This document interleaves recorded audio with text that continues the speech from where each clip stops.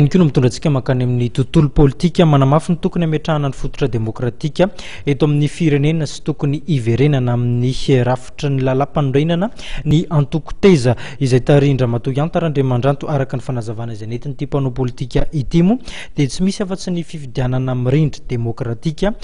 izay ihany no ahafahana manaiky ny voka-pifidianana ivoaka eo ary andravona ny disadisa misy eto amin'ny firenena ihany koa.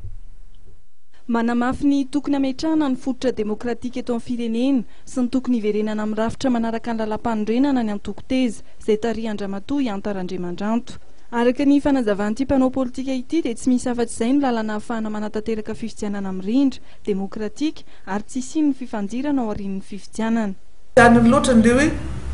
olona ve fifidianana olona ve fa ny zany le fametrahana mihitsy hoe ny fifidianana amin'izao vanim-potoana sarotra misy any Madagasikara zao anisan'ny gisitra tsika raha tsy gisitra dia tsy tokony tsony manao zavatra diso lalana on n'a plus droit à l'erreur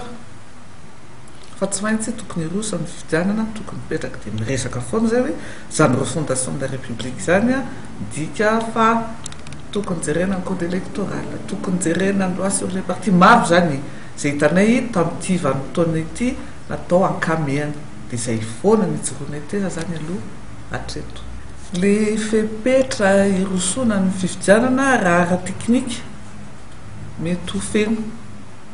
ny présidence nita nanatona teny aminay gouvernement tao mary nanazava ara teknika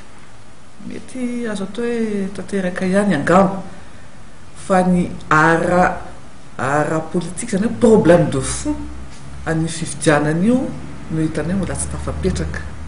ka mety ampanahy ihany amin'ny hoe sode rehefa vita ndray ireo fifidianana io ka mivoaka zay valim-pifidianana io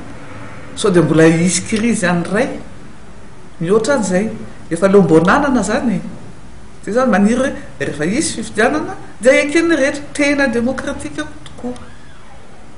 nefa ohatran'ny zay ny fahitanay azy zany amin'izao fotoan'izao raha teknika mety mipetraka marina fa ny amin'ny ankapobeny amin'ny problème de fond principe ny rehetra hitanay fa mbola tsy tafapetraka.